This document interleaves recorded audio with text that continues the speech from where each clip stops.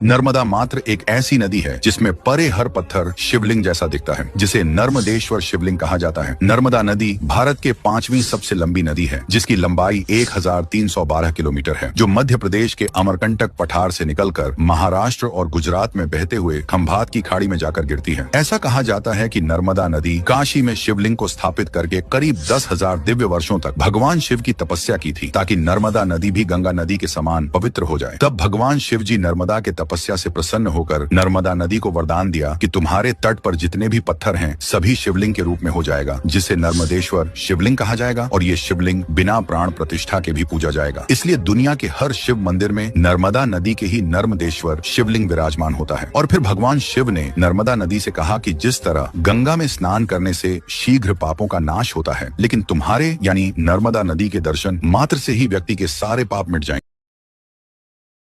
नर्मदा मात्र एक ऐसी नदी है जिसमें परे हर पत्थर शिवलिंग जैसा दिखता है, जिसे नर्मदेश्वर शिवलिंग कहा जाता है। नर्मदा नदी भारत के 5वीं सबसे लंबी नदी है, जिसकी लंबाई 1312 किलोमीटर है, जो मध्य प्रदेश के अमरकंटक पठार से निकलकर महाराष्ट्र और गुजरात में बहते हुए खंभात की खाड़ी में जाकर गिरती है। ऐसा कहा जाता है कि नर्मदा नदी काशी में शिवलिंग को स्थापित करके करीब 10,000 दिव्य वर्षों तक भगवान शिव की तपस्या की थी, ताकि नर्मदा नदी भी गंगा नदी के समान पवित्र हो जाए। तब भगवान शिव जी नर्मदा के तपस्या से प्रसन्न होकर नर्मदा नदी को वरदान दिया कि तुम्हारे तट पर जितने भी पत्थर हैं सभी शिवलिंग के रूप में हो जाएगा, जिसे नर्मदेश्वर शिवलिंग कहा जाएगा और ये शिवलिंग बिना प्राण प्रतिष्ठा के भी पूजा जाएगा। इसलिए दुनिया के हर शिव मंदिर में नर्मदा नदी के ही नर्मदेश्वर शिवलिंग विराजमान होता है। और फिर भगवान शिव ने नर्मदा नदी से कहा कि जिस तरह गंगा में स्नान करने से शीघ्र पापों का नाश होता है, लेकिन तुम्हारे यानी नर्मदा नदी के दर्शन मात्र से ही व्यक्ति के सारे पाप मिट जाएंगे। हर हर नर्मदे।